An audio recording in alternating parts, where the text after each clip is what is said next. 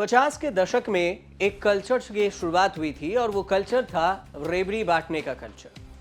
50 के दशक के इस बात की शुरुआत तब की गई थी, लेकिन जब इसकी शुरुआत हुई तो तत्कालीन मद्रास राज्य तमिलनाडु के जो मुख्यमंत्री थे कामराज ने राज्य भर के स्कूलों में 1956 में मिड डे मील यानी कि मध्याह्न भोजन योजना की शुरुआत की थी। इसके बाद से देश की नकदी, सोने, सिक्के, इलेक्ट्रॉनिक गैजेट, घरेलू चीजें मुफ्त में देने के चलन शुरू हो गई और इसके पीछे एक मकसद था कि अल्पकालिक चुनावी लाभ उठाया जा सके। अब इसी को लेकर सुप्रीम कोर्ट ने सरकार के मुफ्त में दी जा रही सुविधाओं को लेकर जमकर खड़ी खोटी सुनाई। उसने पूछा है कि आखिर ये मुफ्त की रेवड़ियां कब तक बांटी जाएगी। जस्टिस सूर्यकांत और जस्टिस मनमोहन की पीठ ने यह कहा है कि मुफ्त राशन बांटने की जगह मजदूरों के लिए रोजगार मुहैया कराया जाता तो अच्छा होता। सुप्रीम कोर्ट की पीठ ने केंद्र सरकार के इस बात पर हैरानी जताई कि करीब 81 करोड़ लोगों को राष्ट्रीय खाद्य सुरक्षा अधिनियम NFSA के तहत मुफ्त में या सब्सिडी वाला राशन दिया जा रहा है।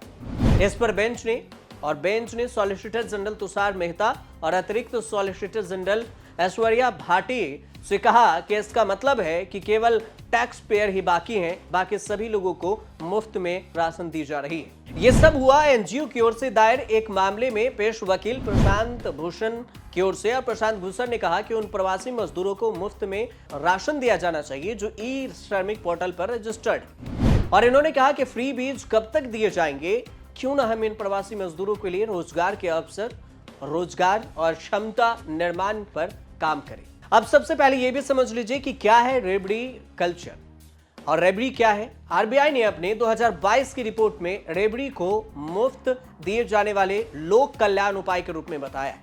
मुफ्तखोर अल्पसंख्यक अल्पकालिक राहत पर ध्यान देते हैं। आमतौर पर मुफ्त में लैपटॉप, टीवी, साइकिल, बिजली, पानी जैसी सुविधाएं दी जाती है और इसे अक्सर चुनावी रणनीति के तहत ही दिया जाता है। विकास को बढ़ावा देने के बजाय संभावित रूप से निर्भरता को प्रोत्साहित किया जाता है। फ्री बीज की अक्सर आलोचना भी होती रही है कि फ्री बीज ही क्यों, और वो भी चुनाव के वक्त में। एक सर्वे की माने तो मुफ्त में रेवड़ियों को लेकर लोगों से बातचीत की गई और उस सर्वे में आधे से अधिक यानी कि 56% जो इसके उपभोक्ता हैं उसमें मुफ्त में रोजगार देने की बात को नकार दिया। 78% ने रणनीति बताया, 61% ने राष्ट्रीय वित्त को लेकर इसे असर के बारे में चिंता बताई। सबसे ज्यादा पैसे जो लोगों के पास है और 84% पैमाने पर मुफ्त में जो आर्थिक सहायता दी जाती है वो हानिकारक बताया और 46% ने इसे गलत ठहराया कि ये सही नहीं। मुफ्त में रेवड़ियां बांटने से सार्वजनिक वित्त पर भी बोझ काफी बढ़ जाता है और जिसकी लागत कई राज्यों में सकल राज्य घरेलू उत्पाद यानी कि जीडीपी के 0.1% से 2.7% तक होती है। कुछ राज्य जैसे आंध्र प्रदेश और पंजाब राजस्व का 10% से अधिक सब्सिडी के तौर पर ही लोगों में बांट देते हैं। लेकिन बावजूद इसके जो सुप्रीम कोर्ट में एक याचिका पर जब ई श्रमिकों को राशन दिए जाने चाहिए इसको लेकर सुनवाई चल रही थी तो सुप्रीम कोर्ट के जो जज हैं उन्होंने इस पर टिप्पणी कर दी कि आप कब तक फ्री बीज देते रहेंगे और फ्री बीज देने लोभ लालच बढ़ाने से अच्छा है कि लोगों के लिए रोजगार पैदा कीजिए। कैसे उनको व्यवसाय मिलेगा इस पर ध्यान दीजिए, न कि फ्री बीज को लेकर।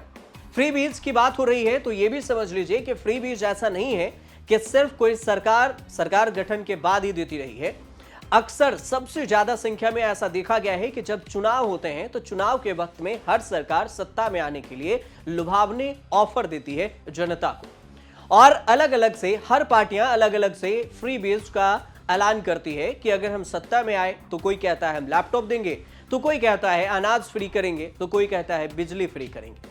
और इसी फ्री बीज के चक्कर में जनता इस लुभावने ऑफर में फंस जाती है और वोट भी करती है। जीतने के बाद उन्हें फ्री बीज का इस्तेमाल भी मिलता है, उन्हें फ्री बीज से राहत भी मिलती है कि फ्री बीज के तौर पर राशन दिए जाते हैं, उन्हें लैपटॉप मिलते हैं, कहीं कहीं साइकिल दी जाती है, बच्चों को मिड डे मील के द्वारा प्रलोभन दिया जाता है और इस हिसाब से सरकार अपनी सत्ता को बचाने में और सत्ता को आगे बढ़ाने में सफल रहती है। और इसी को लेकर सुप्रीम कोर्ट में हुआ। अंत में एक सवाल ये भी समझ लीजिए कि क्या फ्री बीज खत्म हो जाएगा सुप्रीम कोर्ट के टिप्पणी से?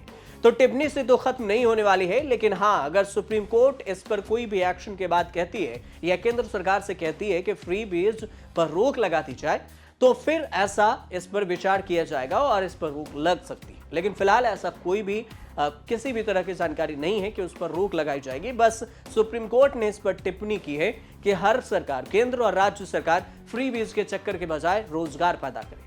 आप देखते रहिए न्यूज़ तक।